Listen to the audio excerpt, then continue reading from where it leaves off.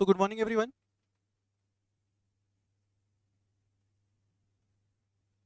Good morning. Last class में क्या कुछ पढ़ रहे थे अपन? टाइप्स ऑफ कंपनीज हम लोग पढ़ रहे थे, है ना? एक सेकंड में चेक कर लेता हूँ, थोड़ा सा इधर हो जाओ भाई। हाँ, वेरी गुड। बताइए लास्ट क्लास में क्या पढ़ रहे थे? टाइप्स ऑफ कंपनीज पढ़ रहे थे, है ना? तो टाइप्स ऑफ कंपनीज में क्या पढ़ रहे थे अपन? टाइप्स ऑफ कंपनीज पढ़ना स्टार्ट किया था और वहाँ पे मैंने तुमको बताया था कि broadly a company can be categorized either as private company और अ पब्लिक कंपनी। बोला जितनी भी कंपनीज है वो बेसिकली दो प्रकार की होंगी, या तो प्राइवेट होंगी या पब्लिक होंगी। ठीक है, तो प्राइवेट कंपनी पब्लिक कंपनी हम लोगों ने पढ़ लिया था, सॉरी।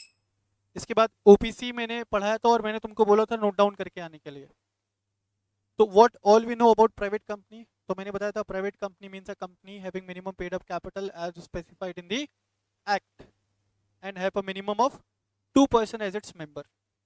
तो प्राइवेट कंपनी में मिनिमम पेड अप कैपिटल कितना? 0। ठीक है, मिनिमम नंबर ऑफ मेंबर्स कितना? 2। मैक्सिमम नंबर ऑफ मेंबर्स कितना? 200। लेकिन जब 200 में काउंट करूंगा तो किसको एक्सक्लूड करूंगा? Employees, current employees, ex employees as well as अगर कोई जॉइंट शेयर होल्डर है तो उसको एक ही कंसिडर करूंगा। ओके, इसके अलावा और क्या पढ़े थे?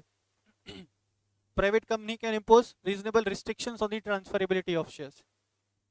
Then private company can not accept funds from the general public by issuing securities और इन एनी अदर मैनर। ठीक है, और क्या पढ़े थे? प्राइवेट कंपनी में कम से कम कितने डायरेक्टर्स? 2। मैक्सिमम 15। 15 से ज्यादा बढ़ा सकते हैं क्या? बढ़ा सकते हैं by way of passing a special resolution. Okay, very good. Then private company को अपने नाम के पीछे क्या लगाना है? PVT limited. Sir, private company के लिए आपने मिनिमम पेड अप कैपिटल बताया था 0, मैक्सिमम भी है क्या? नहीं। ठीक है, नहीं। Is it clear? ओके, फिर इसके बाद मैंने पढ़ाया था पब्लिक कंपनी। पब्लिक कंपनी के लिए क्या बताया था? भाई जो प्राइवेट नहीं हो क्या? Public. Minimum paid up capital कितना? 0। ठीक है, मिनिमम नंबर ऑफ मेंबर्स कितना? 7। मैक्सिमम नंबर ऑफ मेंबर्स कितना? Infinite. Minimum number of directors कितना? 3। मैक्सिमम नंबर ऑफ डायरेक्टर्स कितना? 15। 15 से ज्यादा बढ़ा सकते हैं by way of passing a special resolution. Okay, और कुछ किया था? शेयर्स फ्रीली ट्रांसफरेबल है from one person to another person. Then what else? Can invite funds from the general public either by way of issuing securities or by way of inviting deposits। ठीक है, deposits के लिए मैंने बताया था eligible public company होना चाहिए। और कुछ बताए थे? हाँ, वर्ड लिमिटेड यूज में किया जाएगा बिहाइंड इट्स नेम। ओके, उसके बाद ओपीसी। मैंने ओपीसी मैंने सिर्फ एक्सप्लेन किया था और मैंने तुम लोगों को होमवर्क दिया था लिख करके आने के लिए, है ना? तो कौन कौन बच्चा लिख करके लाया है? Very good. कोई बेवकूफ़ी होगा जिसने नहीं लिखा रहेगा? कोई है ऐसा? ओके, आप तो एब्सेंट थे। क्यों एब्सेंट थे आप? बाहर जाना पड़ गया था कहीं ऐसा रिबन कटिंग के लिए? तो ओके। हाँ, लास्ट बेंच। आपने क्यों नहीं लिखा? भूल गए ना? तो नेक्स्ट टाइम से क्लास में मत आना आप, अगर आप भूल जाते हो तो। ठीक है, मैं भूल जाऊंगा कि आप एग्जिस्ट करते हो इस दुनिया में। ठीक है, वेरी गुड। पार्ट टाइम पढ़ाता हूँ मैं, पार्ट टाइम में कसाई का काम करता हूँ। जो बच्चे पढ़ते नहीं ना उसको मैं इसका किसी का हाथ काट देता हूँ, किसी का गर्दन काट देता हूँ, हाँ, किसी के दांत उखाड़ देता हूँ, किसी की आंखें निकाल देता हूँ, जो बच्चे पढ़ते नहीं। ठीक है, ओके। तो ओपीसी के लिए क्या बताया था मैंने? OPC is one of a kind of private company. इससे क्या मतलब था कि जो प्रोविजंस एक प्राइवेट कंपनी के ऊपर एप्लीकेबल है वो सारे प्रोविजंस ओपीसी के ऊपर भी एप्लीकेबल होंगे अनलेस अदरवाइज स्टेटेड। जब तक कुछ और ना कहा जाए, प्राइवेट कंपनी पे एप्लीकेबल होने वाले सभी प्रोविजंस ओपीसी पे भी एप्लीकेबल होंगे। ओपीसी में minimum number of member 1, maximum number of member 1, minimum number of director 1, maximum number of director 15। 15 से ज़्यादा बढ़ा सकते हैं बाय वे ऑफ पासिंग आप, लेकिन ये प्रोविजन अपने आप में सही नहीं है, ऐसा भी मैंने बताया था। अब क्यों नहीं है वो भी मैं बताऊंगा मेमोरेंडम आर्टिकल्स वाले चैप्टर में। Is it clear? ओके, लेकिन अभी तो ऐसा ही प्रोविजन है। Then minimum paid up capital for OPC is 0. Minimum paid up capital requirement for an OPC is 0. Okay, what else? Every OPC is required to appoint a nominee. ठीक है, nominee किसकी जगह लेगा? मेंबर की। कब? जब member की या तो डेथ हो जाए या मेंबर किसी भी प्रकार का कोई इनकेपेसिटी एक्वायर कर ले। इनकेपेसिटी एक्वायर करना मतलब या तो वो पागल हो जाए, या वो इंसॉल्वेंट हो जाए, या वो किसी केस में दोषी पा लिया जाए। ठीक है, इनकेपेसिटी एक्वायर कर ले। ठीक है, तो नॉमिनी किसकी जगह ले लेगा? मेंबर की जगह ले लेगा। और जब नॉमिनी मेंबर की जगह लेगा तो नॉमिनी के पास दो ऑप्शन होंगे। पहला, either he can continue with the business. अब अगर नॉमिनी ने डिसाइड किया बिजनेस कंटिन्यू करने का, तो उस केस में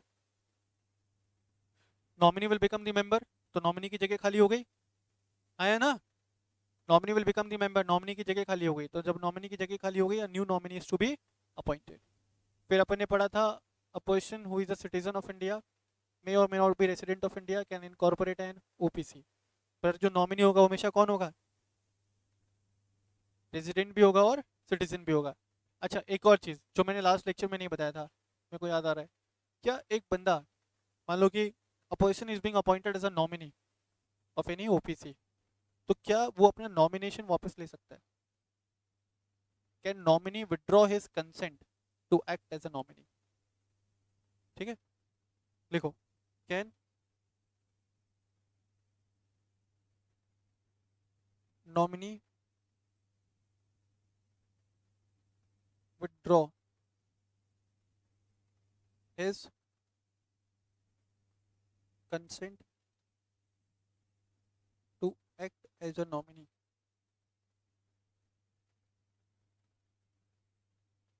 Can nominee withdraw his consent to act as a nominee? Answer is yes. And in such cases, a new nominee is to be appointed by the member. A new nominee is to be appointed by the member, and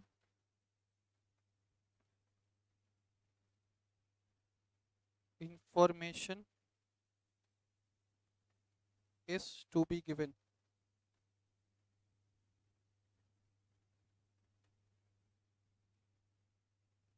to the ROC.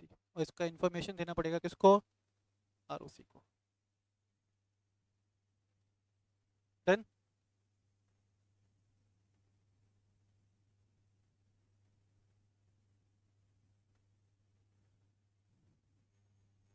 हाँ, फिर मैंने एक और चीज़ बताया था कि a person can not act as a member in more than one OPC. Similarly, a person can not act as a nominee in more than one OPC. हाँ, है ना? तो एक से ज़्यादा ओपीसी का कोई मेंबर भी नहीं हो सकता और एक से ज़्यादा ओपीसी का कोई नॉमिनी भी नहीं हो सकता। ठीक है, और क्या बताया था इसके अलावा? OPC can be converted either into a private or public company at any point of time. Similarly, एक प्राइवेट कंपनी भी ओपीसी में कन्वर्ट हो सकता है, एक अनलिस्टेड पब्लिक कंपनी भी ओपीसी में कन्वर्ट हो सकता है, लेकिन listed public company can never be converted into OPC. ठीक है, हाँ, an OPC can not carry out the activities of section 8 companies. ठीक है, N OPC can not carry out the activities of section 8 companies. हाँ, वही हमेशा जो OPC incorporate करने का जो पर्पस रहेगा वो क्या रहेगा? प्रॉफिट कमाना रहेगा। ठीक है, इतना कुछ आपके लिए जानना जरूरी है, आपने समझ लिए। और ओपीसी देखिए लिखा कैसे जाएगा, ए प्राइवेट लिमिटेड ब्रैकेट में ओपीसी। ओपीसी का नाम कैसे डिनोट हो गया, ऐसे लिख लेना, ए प्राइवेट लिमिटेड ब्रैकेट में ओपीसी, ए प्राइवेट लिमिटेड ब्रैकेट में ओपीसी।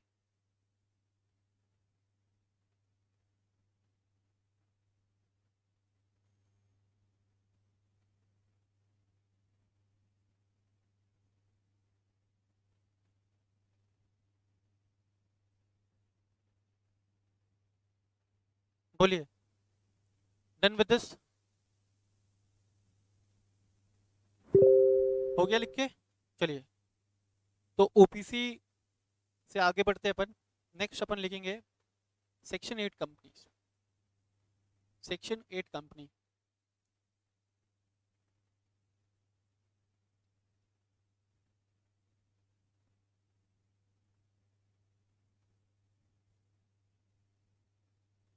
सेक्शन 8 कंपनी, ब्रैकेट में लिखना not for profit organisation. Section 8 company, bracket में क्या लिखेंगे? Not for profit organisation. Right down.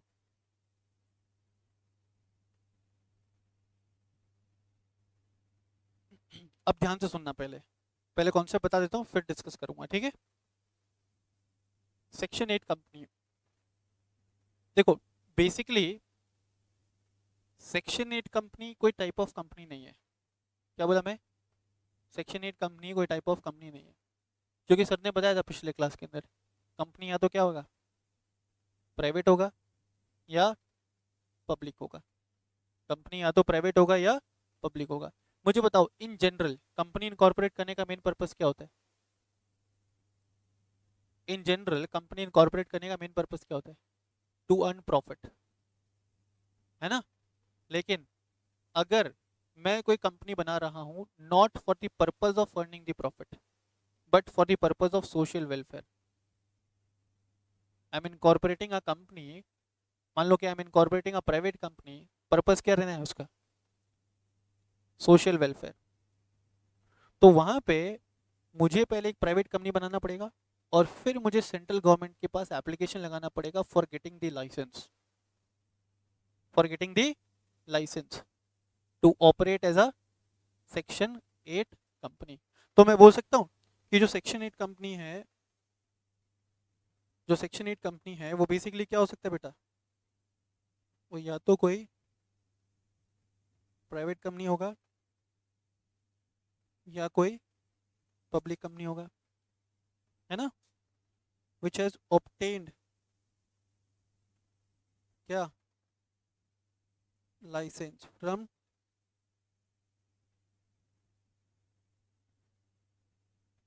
Which has obtained licence from whom? From the central government. या तो private company या public company जिसने licence obtain किया, किससे? सेंट्रल गवर्नमेंट से। ठीक है? किसके लिए? To operate as section 8 company. ठीक है? अब लाइसेंस कौन दे रहा है बेटा? लाइसेंस कौन दे रहा है? सेंट्रल गवर्नमेंट दे रहा है। तो central government shall grant licence on such terms and conditions,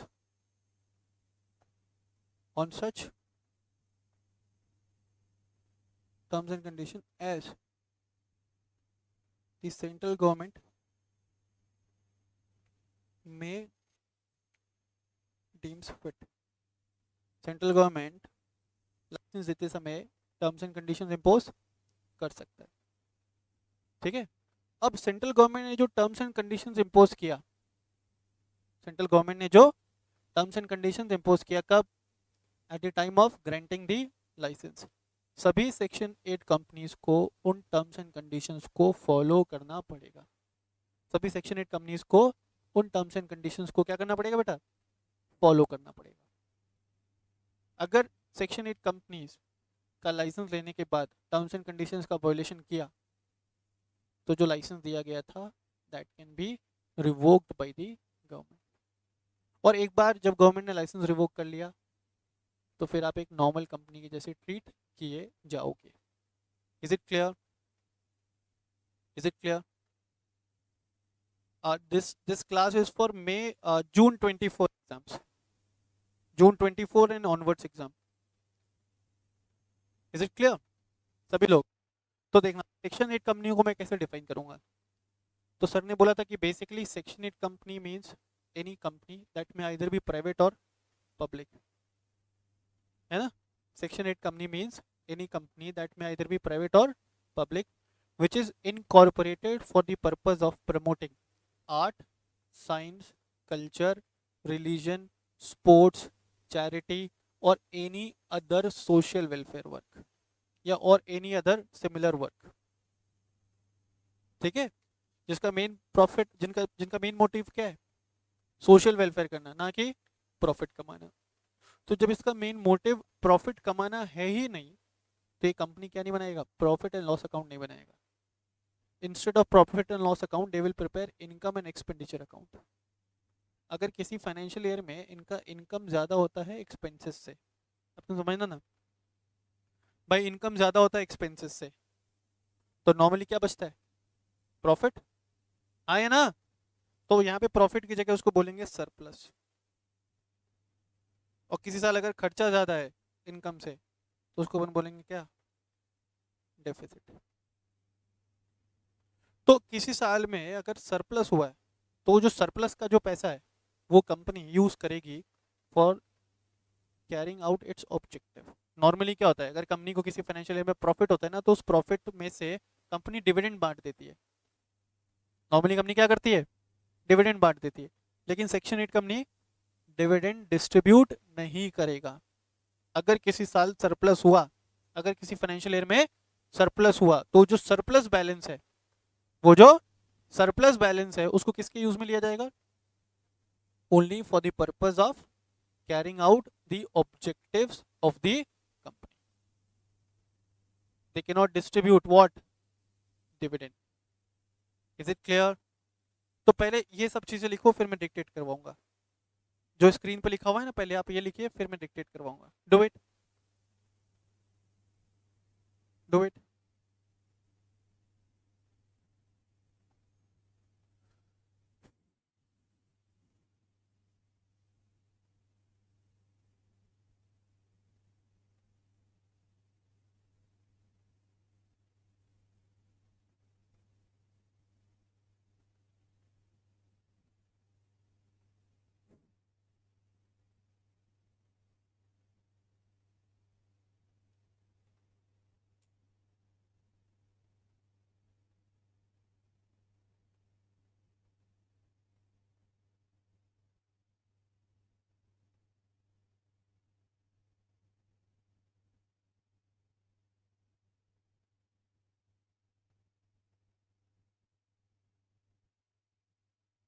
जितना लिख लोगे तो मुझे डन करके भेजना, डन लिख करके भेजना, फिर मैं आगे चीजें डिक्टेट करवाऊंगा।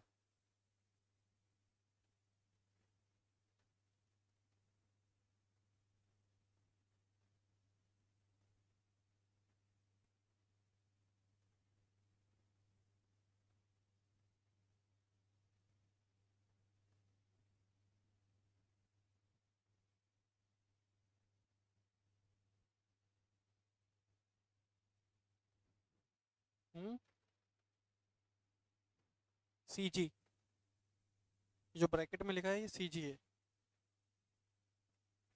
में deems fit.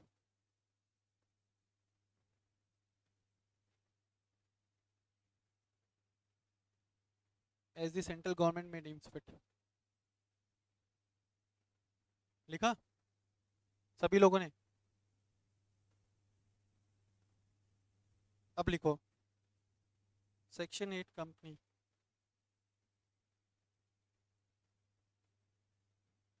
Means a company which is incorporated for the purpose of promoting art, science, culture, religion, which is incorporated for the purpose of promoting art, science, culture, religion,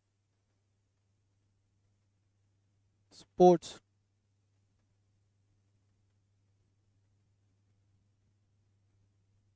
social welfare or any other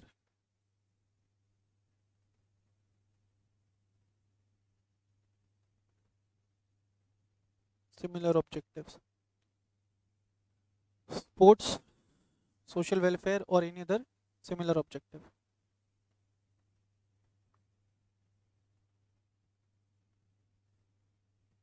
Section 8 company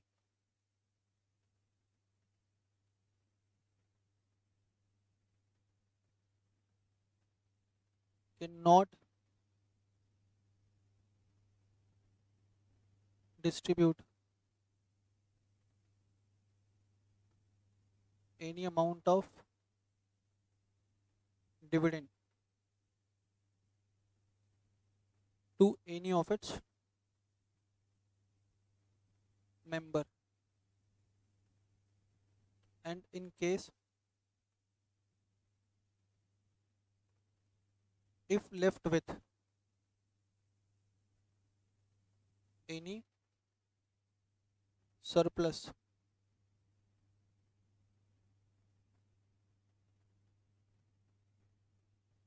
at the end of any financial year, if left with surplus at the end of any financial year, then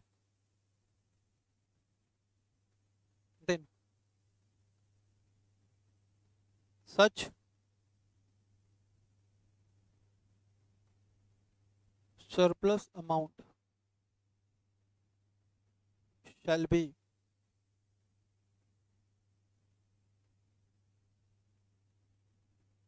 utilized. Then such surplus amount shall be utilized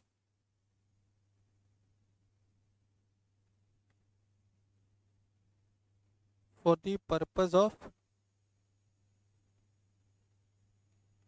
carrying out the objective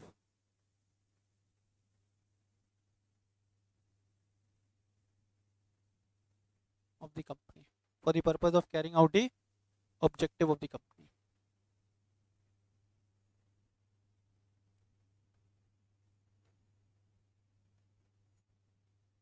done. अब और क्या बताया था sir ने? Section 8 company,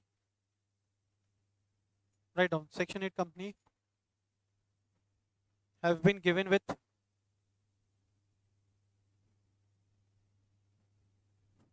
Section 8 companies have been given with certain privileges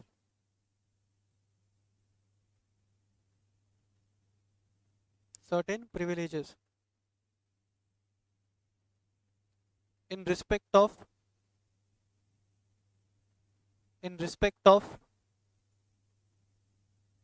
compliances to be carried out. मतलब companies act के जो compliances है उनमें काफ़ी जगह रिलैक्सेशंस दिए गए हैं, किसको? सेक्शन 8 कंपनी को. क्लियर है? लेकिन ये रिलैक्सेशंस विड्रॉ कर लिए जाएंगे कब? अगर वो कोई भी टर्म्स एंड कंडीशंस वॉयलेट करते हैं. ठीक है?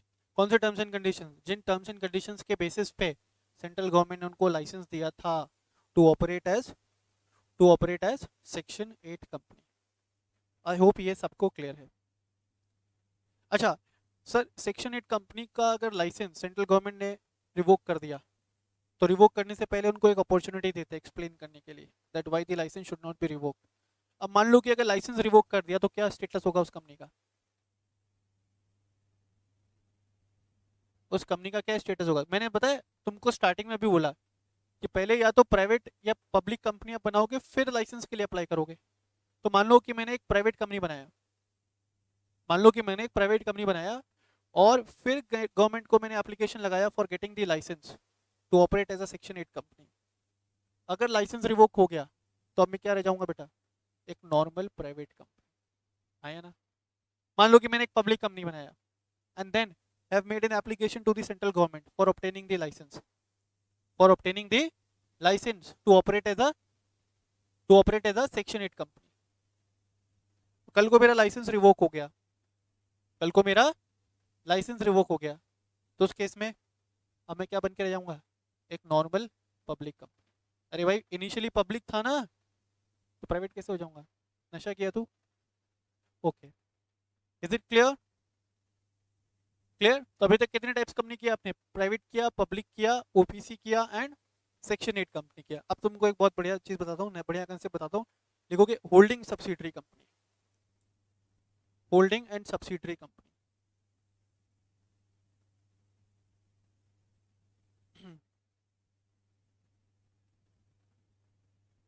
हेडिंग लगाओ।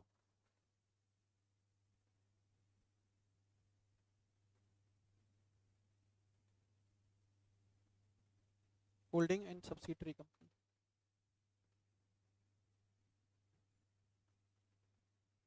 देखिए, होल्डिंग एंड सब्सिडरी कंपनी के बीच में there is a parent child relationship, there is a parent child relationship. अब पेरेंट चाइल्ड रिलेशनशिप में क्या होता है बताओ, बताइए। पेरेंट चाइल्ड रिलेशनशिप में क्या होता है, you have to answer.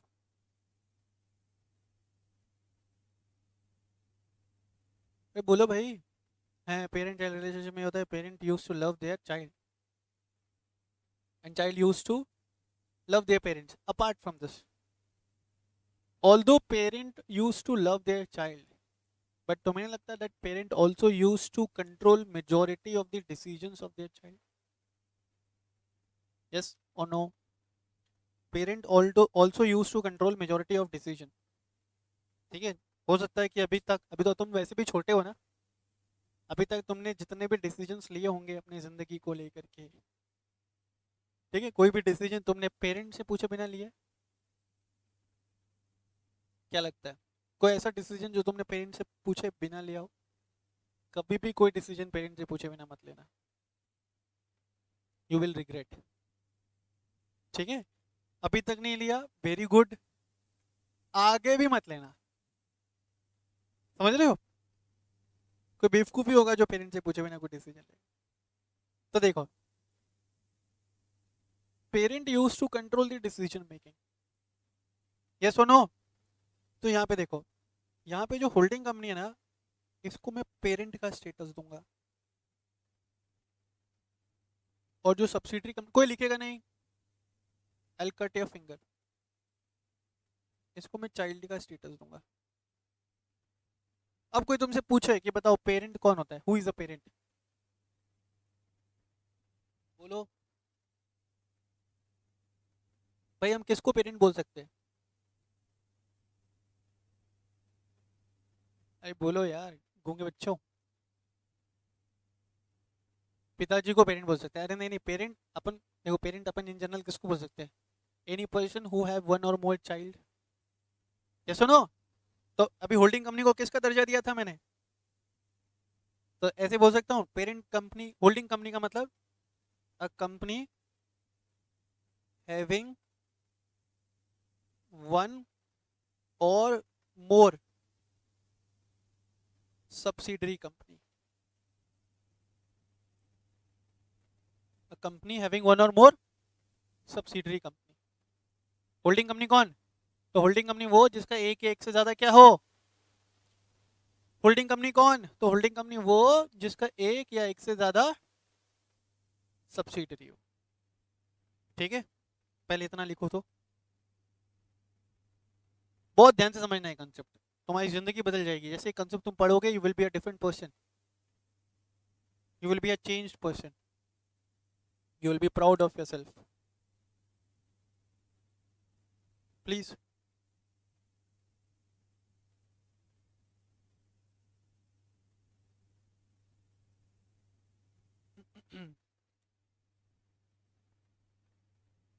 Done.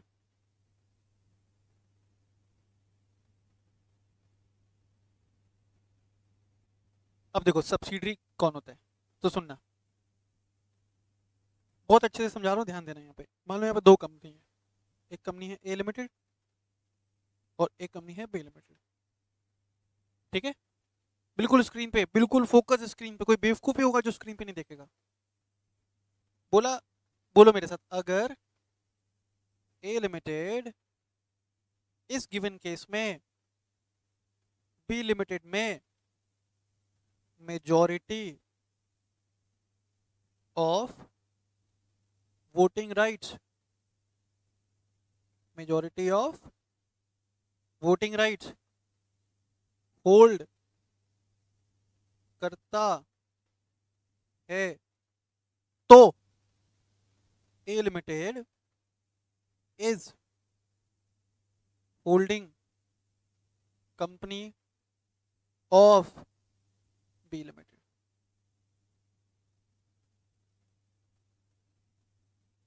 देखो, अगर एक कंपनी के पास दूसरी कंपनी में मेजॉरिटी ऑफ वोटिंग राइट्स होगा ना, तो वोटिंग राइट्स के साथ डिसीजन मेकिंग भी आता है। अगर एक कंपनी का दूसरे कंपनी में मेजॉरिटी ऑफ वोटिंग राइट्स है, तो मैं ये बोल सकता हूँ कि जो पहला कंपनी है दूसरी कंपनी के मेजॉरिटी ऑफ डिसीजंस को कंट्रोल कर सकता है। क्योंकि कंपनी में डिसीजंस कैसे लिए जाते हैं? Through voting. कंपनी में डिसीजन कैसे लिए जाते हैं? Through voting. तो अगर एक company majority of voting rights hold कर रहा है दूसरी कंपनी में, अब सर मेजॉरिटी का मतलब क्या है यहाँ पे? बताइए आप लोग, मेजॉरिटी का मतलब क्या होता है?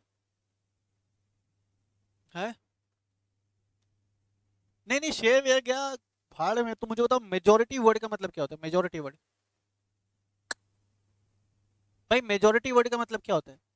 51%। मेजॉरिटी का मतलब 51% नहीं होता है। मेजॉरिटी का मतलब होता है भाई 50% से एक भी ऊपर। मेजॉरिटी का बोलो, मेजॉरिटी का मतलब 51% नहीं होता है। मेजॉरिटी का मतलब 50% से एक भी ऊपर। हाँ, बहुमत। तूने क्या अंदर ये ऐसा अंदर से आवाज निकाली इसने निकल नहीं रही थी, ऐसा अंदर छुपा के रखा था, सांस खींचना पड़ा इसको। हाँ, क्या बोल रहा था मैं? देखो, फॉर एग्जाम्पल, एक कंपनी में टोटल 10,000 मेंबर है, तो कितने मेंबर को मैं कंट्रोल करूंगा तो मेरे पास मेजोरिटी रहेगा? 5001। ठीक है, अगर तुम 51% के हिसाब से कैलकुलेशन करते तो 5100 आता, अपना कैलकुलेशन गलत हो जाता। यहाँ पे मेजोरिटी का मतलब क्या होता है? 50% से एक भी ऊपर। क्लियर? मेजोरिटी। तो अगर एक कंपनी दूसरी कंपनी में क्या कर रहा है? Majority of voting rights hold कर रहा है। वोटिंग राइट्स किससे आता है? अरे वोटिंग राइट कैसे आता है बताओ? वोटिंग राइट्स आता है शेयर खरीदने से। शेयर, इक्विटी शेयर पे तो मिलता है वोटिंग राइट, है ना? शेयर खरीदे बिना वोटिंग राइट्स मिल सकता है क्या? मिल सकता है, in case of a company not having share capital.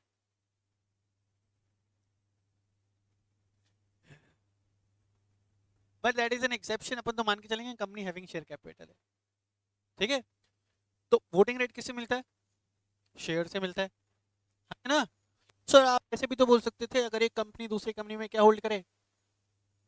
Majority of shares hold करे, तो पहली कंपनी दूसरे का क्या हो जाएगा? होल्डिंग बन जाएगा, हाँ या ना? गलत। मैं चाहता हूँ गलत चीजें बताऊं, गलती करोगे तब तो सीखोगे। देखो for example,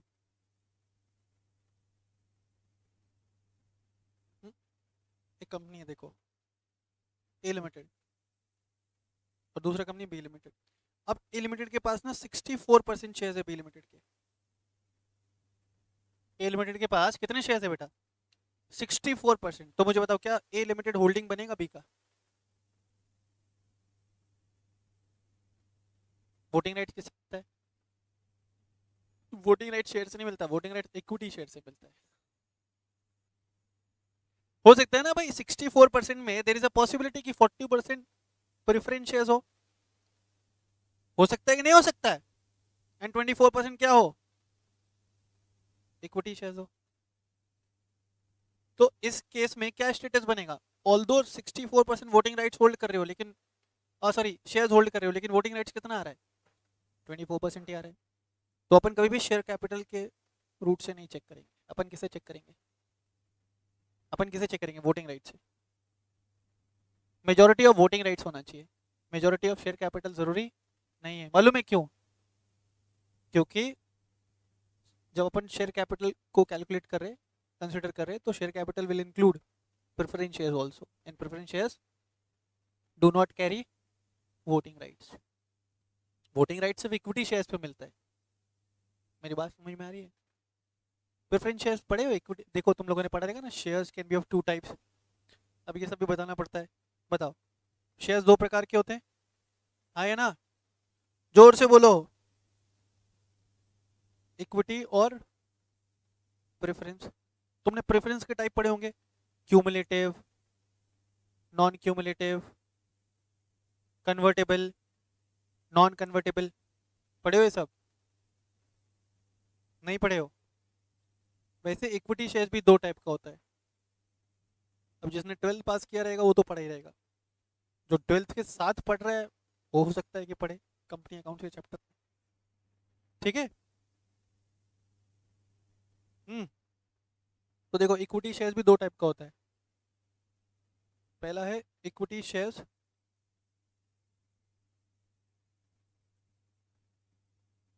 with equal voting right. पहला क्या है? Equity shares with equal voting rights. दूसरा, equity shares with DVR. Equity shares with equal voting rights and equity shares with DVR. तो equity shares with equal voting rights का मतलब समझो, एक share खरीदोगे तो एक वोट मिलेगा। इसका क्या मतलब बेटा? One share equals to one vote. तो अगर मेरे पास किसी कंपनी में 1000 equity shares with equal voting rights है, कितने वोट है मेरे पास? 1000 वोट्स है, हाँ या ना? अगर मेरे पास किसी कंपनी में 1000 equity shares with equal voting rights है, तो मैं कह सकता हूँ कि मेरे पास उस कंपनी में 1000 वोट है। Similarly equity share with DVR में क्या होगा? तो एक शेयर पे कितना भी वोट हो सकता है। इसका उल्टा है सीधा बेटा ये। एक शेयर पे कितना भी वोट हो सकता है। एक शेयर पे 2 वोट भी हो सकता है, 5 वोट भी हो सकता है, या ऐसा भी हो सकता है कि 5 शेयर खरीदोगे तो 1 वोट मिलेगा। दिस इज ऑल्सो पॉसिबल कि 5 शेयर खरीदोगे तो यू विल गेट 1 वोट। मेरी बात समझ में आ रही है सभी बच्चों को? ठीक है। तो देर इज अ पॉसिबिलिटी, तुम समझो, कि एक कंपनी दूसरी कंपनी में 40% शेयर ही होल्ड कर रही है, लेकिन majority of voting rights hold कर रही है। कैसे कब होगा ऐसा? जब equity shares with DVR hold कर रही है, हाँ या ना? जब equity shares with DVR hold कर। तो डेफिनेशन में क्या बोला? अगर एक कंपनी क्या होल्ड करे बेटा? Majority of voting rights. आप मेजोरिटी ऑफ शेयर्स नहीं पढ़ोगे तो गलत है। मेरी बात समझ में आ रही है क्या? If a company holds majority of voting rights in the other company, तो जो company majority of voting rights hold कर रही है उसको मैंने क्या बोला? Holding company. जिस कंपनी में कर रही है उसको मैं क्या बोलूंगा? सब्सिडरी। Is it clear? एक तो एक तरीका, और एक और है, और अपॉइंट्स मेजोरिटी ऑफ डायरेक्टर्स, और appoints majority of directors in other company. दो रूट है बेटा पता करने के। पहला रूट क्या? या तो एक कंपनी दूसरी कंपनी में majority of voting rights hold करे, या एक कंपनी दूसरे कंपनी के मेजोरिटी ऑफ डायरेक्टर्स को अपॉइंट करे। तुम समझना, एक कंपनी है ए लिमिटेड, और ए लिमिटेड में 7 डायरेक्टर्स है, 7 में से 4 मैं अपॉइंट कर रहा हूँ, मेरे बंदे बैठे। तो मैं बोल सकता हूँ कि उस कंपनी को कंट्रोल तो मैं ही कर रहा हूँ, हाँ या ना? Yes sir. तो एक कंपनी अगर दूसरे कंपनी के मेजोरिटी ऑफ डायरेक्टर्स को अपॉइंट करे, तो जिसके पास पावर है मेजोरिटी ऑफ डायरेक्टर्स को अपॉइंट करने का, उसको मैं क्या दूंगा नाम? होल्डिंग। जिस कंपनी में पावर है उसको क्या नाम दूंगा? Subsidiary. Is it clear? Is it clear? तो सर अभी नहीं समझ में आ रहा सर, बहुत कंफ्यूजन हो रहा है। एक और डाउट आना चाहिए तुम्हारे दिमाग में। पहला क्या बोला सर ने, अगर एक कंपनी दूसरी कंपनी में क्या कर रहा है, majority of voting right hold कर रहा है। दूसरा, अगर एक कंपनी दूसरी कंपनी के क्या कर रहा है, मेजोरिटी ऑफ डायरेक्टर्स को अपॉइंट कर रहा है। तो समझना, डायरेक्टर्स को अपॉइंट करते बेटा शेयर होल्डर्स। कंपनी में डायरेक्टर्स को कौन अपॉइंट करते, शेयर होल्डर्स। तो सर ये तो पहले और दूसरे पॉइंट में कोई डिफरेंस ही नहीं रहा। अगर मेरे पास किसी कंपनी के मेजोरिटी ऑफ वोटिंग राइट्स है तो ऑटोमेटिकली क्या हो जाएगा, मेजोरिटी ऑफ डायरेक्टर्स को भी मैं अपॉइंट कर पाऊंगा, हाँ या ना? सोच के देखो ना, अगर मेरे पास किसी कंपनी में मेजोरिटी ऑफ वोटिंग राइट्स है तो उस कंपनी के मेजोरिटी ऑफ डायरेक्टर्स को अपॉइंट करने का पावर भी किसके पास आ जाएगा, ऑटोमेटिकली मेरे पास आ जाएगा। लेकिन ये दूसरी चीज, ये दूसरे रूट की बात कर रहा है। अब यहाँ देखो क्या होता है, देयर इज अ पॉसिबिलिटी कि मैं किसी कंपनी में एक भी शेयर होल्ड ना करूं, but still I can appoint majority of directors. Sir नहीं समझ में आ रहा है कैसे होगा वो। तो देखो, लास्ट बेंच पे एक बच्चा बैठा हुआ है, क्या नाम है तुम्हारा, प्रियांशु। अभी अपन कौन से साल में जी रहे हैं, 2023 खत्म होने वाला ना। ये बच्चा 7 साल के बाद सीए बन के मेरे पास आया, 2030 में मेरे पास आया सीए बन के, और मुझे बोलता है कि सर मैंने एक स्टार्टअप लगाया है और मेरे को आपसे मेरे स्टार्टअप के लिए ना फंडिंग चाहिए। मैं उस समय तक मैं बहुत पैसे वाला आदमी बन चुका हूँ, ठीक है, मैं ऐसे लोगों को पैसा बांटता हूँ। 2030 की बात कर रहे हो। मैं बोलता हूँ कि भाई क्या स्टार्टअप है तुम्हारा, बताओ तुम्हारा आइडिया वाइडिया डिस्कस करो। जिसने अपना आइडिया डिस्कस किया, मेरे को अच्छा लगा इसका आइडिया। प्रियांशु पे मुझे भरोसा है क्योंकि प्रियांशु अच्छा स्टूडेंट था और वो सीए भी फर्स्ट अटेम्प्ट में बन गया। तो भाई ये रहा प्रियांशु। लेकिन मैंने पूछा कि भाई प्रियांशु तुम्हारे साथ तुम्हारी कंपनी में और कौन कौन लोग हैं, तो ये इसने बताया पहले बंदे के बारे में, ये है मिस्टर बनाना। ये दूसरा बंदा, ये है मिस्टर गुआवा। और एक और डायरेक्टर है, ये है मिस्टर चीकू। और एक और बंदा है मिस्टर वाटरमेलन।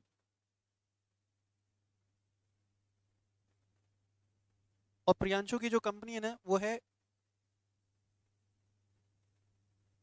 पटाया प्राइवेट लिमिटेड, ठीक है। कितने डायरेक्टर्स है कंपनी में, ये सब डायरेक्टर्स है कंपनी के, देयर आर 5 डायरेक्टर्स। प्रियांशु मेरे पास पैसा लेने के लिए आया है, ठीक है। अब मान लो कि मैंने बोला कि भाई तेरे को कितना रुपए चाहिए, ये बोलता है कि 10 करोड़ रुपए चाहिए सर। कितना रुपए चाहिए, 10 करोड़। मतलब ऐसे तो नहीं दूंगा 10 करोड़, एक काम करा, तेरे जो दूसरे डायरेक्टर्स हैं ना उनका मुझे बैकग्राउंड चेक करवा। तो बैकग्राउंड चेक किया मैंने, बैकग्राउंड चेक करने पे पता चला कि जो मिस्टर वाटरमेलन है ना ये जेल काट के आया है किसी के मर्डर के चार्जेस में। खतरनाक आदमी है, ठीक है। मिस्टर चीकू जो है ना ये पास्ट में एक कंपनी का डायरेक्टर था जिस कंपनी ने डिफॉल्ट किया था, फ्रॉड किया था लोगों के साथ। ये भी खतरनाक आदमी है। मिस्टर गौरव का भी जो रेपुटेशन है ना वो अच्छा नहीं है। जनरल पब्लिक में ऐसा रेपुटेशन है कि मिस्टर गौरव, गौरव क्या गुआवा, पैसा लेते तो है पर वापस देते नहीं है। तो मैं डर गया यार, मेरे 10 करोड़ रुपए लगने वाले थे इस कंपनी में, हाँ या ना। मैं डर गया, मैं बोला कि देख अगर ये डायरेक्टर्स रखेगा ना will not give you the money. तो बोलता है कि सर पैसा तो चाहिए, अब बताओ क्या करना है। मैं बोलता हूँ कि जब तक मेरा पैसा रीपे नहीं हो जाता तब तक तेरे कंपनी के मेजॉरिटी ऑफ डायरेक्टर्स मैं अपॉइंट करूंगा। क्या बोला, जब तक तेरा पैसा वापस नहीं हो जाता तब तक तेरे कंपनी के मेजॉरिटी ऑफ डायरेक्टर्स मैं अपॉइंट करूंगा। तो आ गया ना control. Same thing can be done by a bank. Company bank के पास जाए, फाइनेंशियल इंस्टीट्यूशन के पास जाए लोन लेने के लिए, अब लोन का अमाउंट इतना बड़ा होता है कि बैंक अपना कंसर्न रख सकती है कि हमें आपका प्रोजेक्ट समझ में आया लेकिन हम आपके बोर्ड पे हमारे लोग बैठाएंगे, so as to ensure, so as to ensure कि हमारे जो लोन का पेमेंट है वो टाइमली हो पाए। Is it clear? तो आपको ये समझ में आया होल्डिंग सब्सिडरी। अगर एक कंपनी, दो तरीका है, अगर एक कंपनी दूसरे कंपनी में क्या करे, majority of voting rights hold करे।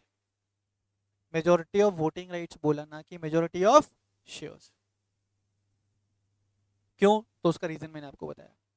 दूसरा, अगर एक कंपनी के पास पावर हो क्या, appoint majority of directors in the other company. तो भाई जिस कंपनी के पास पावर है to appoint majority of directors, उसको मैं क्या बोला, होल्डिंग कंपनी। जिस कंपनी में पावर है उसको मैं क्या बोला, subsidiary company. Holding and subsidiary. Is it clear? यहाँ तक? पहले यहाँ तक कॉपी करिए सारा कुछ, फिर आगे बताऊंगा। मैं आप सबको 2 मिनट का समय दे रहा हूँ कॉपी करने के लिए।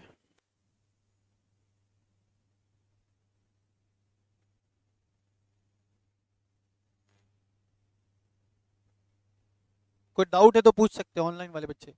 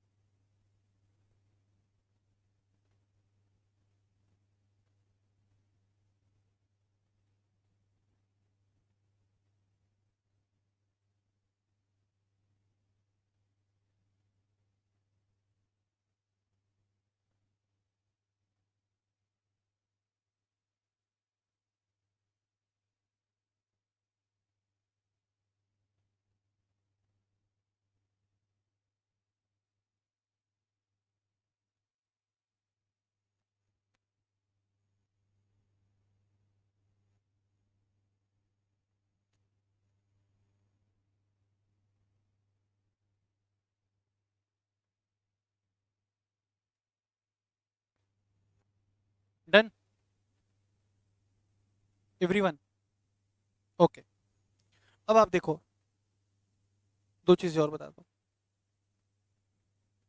देखना समझना। मान लो कि एक कंपनी है ए लिमिटेड, ये majority of voting rights hold करता है बी लिमिटेड में। क्या कर रहा है बेटा, majority of voting rights hold कर रहा है बी लिमिटेड में।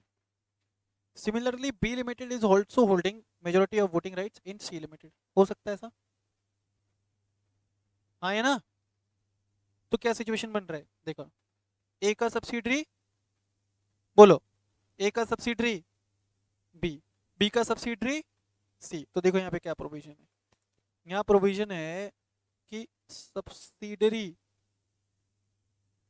कंपनी का सब्सिडरी, बोलो मेरे साथ ऐसे, सब्सिडरी कंपनी का subsidiary is also called as holding company का सब्सिडरी। समझ में आया तुमको? सब्सिडरी का सब्सिडरी भी होल्डिंग का सब्सिडरी माना जाएगा। तो इस केस में ए लिमिटेड के दो सब्सिडरीज हुए। In the given case A limited will have two subsidiary, B C limited. Is it clear? In the given case A limited will have two subsidiaries, पहला पहला बी लिमिटेड, दूसरा C limited. Subsidiary का subsidiary भी क्या होगा, holding का subsidiary. Done? और चीज फिर कि जो ये होल्डिंग सब्सिडरी रिलेशनशिप है ना, ये दो लेयर्स ऑफ कंपनी से ज्यादा बाहर नहीं जा सकता। नहीं समझ में आ रहा है सर? अच्छा मुझे एक बात बताओ, लास्ट बेंच, पिताजी का नाम, पिताजी का नाम दिनेश कुमार, ओके। दादाजी का नाम श्री राजेंद्र प्रसाद यादव।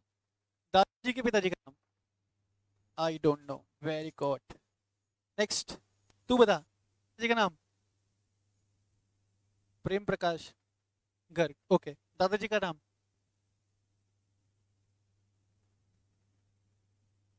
इसको दादाजी का नाम ही याद नहीं है। जब यहाँ पे इंस्टीट्यूट के बाहर निकलोगे ना तो खूब सारे ना ट्रक्स चलते हैं, किसी भी ट्रक अच्छा लगे उसके नीचे आ जाओ, कूदना नहीं, आना है उसके नीचे आना है, तो फिर खत्म। बताओ, तुम बताओ, पिताजी का नाम बताओ। क्या? कमलेश सैनी। ओके, दादाजी का नाम? ओम प्रकाश सैनी। दादाजी के पिताजी का नाम? डुस। तुम बताओ। दादाजी के पिताजी का नाम किसी को ध्यान है यहाँ पे? नहीं ध्यान है ना? तुम्हारी बात सुन ली लॉ मेकर ने। देखो, ये दादाजी, ये पिताजी, और ये तुम। ये हो गया फर्स्ट लेयर, और ये हो गया सेकंड लेयर। आ गया याद? Very good. अब याद आने से क्या होगा? तुम समझे? देखो, नॉर्मली तुमको दो लेयर्स तक ही याद है ना, पिताजी और दादाजी। लॉ मेकर को ये बात पता चल गई। बोला होल्डिंग सब्सिडियरी रिलेशनशिप दो लेयर से ज्यादा नहीं जा सकती। तो देखो, ये है लेयर वन, ये है layer two. C limited can not have any subsidiary now. Now C limited can not have any subsidiary. मेरी बात समझ में आ रही है क्या? होल्डिंग सब्सिडियरी का relationship can not go beyond two layers. तो ये ए लिमिटेड, इसका फर्स्ट लेयर, बी लिमिटेड, और इसका सेकंड लेयर क्या? C limited. In the given case अब सी लिमिटेड का कोई subsidiary, in the given case अब सी लिमिटेड का कोई सब्सिडरी नहीं हो सकता। समझ रहे हो? सी लिमिटेड का यहाँ पे कोई सब्सिडरी, बोलो ना, सब्सिडरी नहीं हो सकता है, अलाउड ही नहीं है। तो सर आप ऐसा बोलना चाहते हो कि एक कंपनी के दो ही सब्सिडरी होंगे? एक, दो? मैं ऐसा नहीं बोल रहा। मैंने बोला कि दो लेयर्स तक सब्सिडरी होंगे, but a company can have an number of subsidiaries. देखो कैसे, ये फर्स्ट लेयर है। मान लो कि तुम्हारे दादाजी के, तुम्हारे पिताजी एक सिंगल सन है या सिंगल डॉटर है, दादाजी के नाना जी के। तो तुम्हारे पिताजी के तो कितने भी सन हो सकते ना। ये फर्स्ट लेयर देखो, P P P limited, Q Q Q limited, T T T limited, B B B limited. ये फर्स्ट लेयर ही काउंट किया जाएगा। समझ रहे हो क्या? लेयरिंग कैसे चलती है भाई? पहला, फिर दूसरा, फिर तीसरा। ये फर्स्ट लेयर में ही काउंट किए जाएंगे सारे। फिर इसके नीचे गया तो second layer. Is it clear? फिर इस सेकंड लेयर में भी, सेकंड लेयर के नीचे हो सकता है क्या इसके सब्सिडी हो सकते हैं क्या? नहीं हो सकते। Is it clear? तो एक कंपनी के कितने भी सब्सिडरीज हो सकते हैं, बोलो मेरे साथ, एक कंपनी के कितने भी सब्सिडरीज हो सकते हैं, provided the holding subsidiary relationship cannot go beyond two layers of subsidiaries. Is it clear? अब ऐसा क्यों होता था पता है? पुराने ज़माने में, क्या होते थे, मान लो कि अभी मैं क्लास में पढ़ा रहा हूँ ना, और क्लास में मान लो कि भाई 200 स्टूडेंट बैठा हुआ है। कितने? 200 स्टूडेंट बैठा हुआ है। और किसी एक बच्चे ने ना एक अजीब सी आवाज़ निकाली। सोच के देखो, मैं पढ़ा रहा हूँ चुपचाप से, 200 बच्चे बैठे हुए, एक बच्चे ने अजीब सी आवाज़ निकाली। तो मैं पूछता हूँ कौन, किसने किया ये? I got very angry. मैं पूछता हूँ कौन? मैंने अपने यहाँ से ना गन निकाला, मतलब बता किसने किया ये, अभी उड़ा दूंगा मैं उसको। तो फर्स्ट बेंच से मैंने स्टार्ट किया, बेंच से मैंने पूछना स्टार्ट किया। इसने बोला सर मैंने नहीं, पास वाले ने। पास वाला बोलता है कि मैंने नहीं, पास वाले ने। ये बोलता है पास वाले ने, ये बोलता है पास वाले ने, ये बोलता है पास वाले ने, ये बोलता है पास वाले ने, ये बोलता है पास वाले ने, पास वाले, पास वाले, पास वाले ने। 200 बच्चे तक आते आते मैं पर्पज ही भूल जाऊंगा। हाँ ये ना। तो कंपनीज देखो पहले क्या करती थी। देखो एक कंपनी है ए लिमिटेड, इसके पास इलीगल मनी है, इसने पैसा इन्वेस्ट किया बी में, बी ने किया सी में, सी ने किया डी में, डी ने किया ई में, ई ने किया एफ ने किया जी में, ब्ला ब्ला ब्ला ब्ला ब्ला ब्ला ब्ला ब्ला। इतने बार उस फंड्स को डाइवर्ट किया जाता था कि जो ओरिजिनल सोर्स ऑफ फंड है वही गायब हो जाता। ये सब गंदी प्रैक्टिसेस, माल प्रैक्टिसेस रोकने के लिए number of layers in holding subsidiary relationship has been restricted up to 2 only. आई बात समझ में? Is it clear? तो तीन चीजें आप देखिए। पहले होल्डिंग सब्सिडरी कब बनेगा? एक कंपनी अगर दूसरी कंपनी में majority of voting rights hold करे, या एक कंपनी दूसरी क्या करे, मेजोरिटी ऑफ डायरेक्टर्स अपॉइंट करे, है ना? मेजोरिटी ऑफ डायरेक्टर्स कौन से केस में अपॉइंट कर सकता है? लोन के केस में, लोन एग्रीमेंट के केस में। फिर तुमने पढ़ा कि सब्सिडरी का सब्सिडरी भी क्या, होल्डिंग का सब्सिडरी, सब्सिडरी का सब्सिडरी भी क्या, होल्डिंग का सब्सिडरी। फिर तुमने पढ़ा कि होल्डिंग सब्सिडरी रिलेशनशिप कहां तक नहीं जा सकता? 2 लेयर्स ऑफ सब के बियॉन्ड नहीं जा सकता। होल्डिंग सब्सिडरी का रिलेशनशिप 2 लेयर्स ऑफ सब्सिडरी के बियॉन्ड नहीं जा सकता। Is it clear? पहले यहां तक कॉपी करो, फिर एक और अच्छी चीज बताऊंगा, फिर ये टॉपिक खत्म होगा। ये लिखो पहले, एग्जाम्पल लिखना, एग्जाम्पल के साथ ये नोटिंग करना।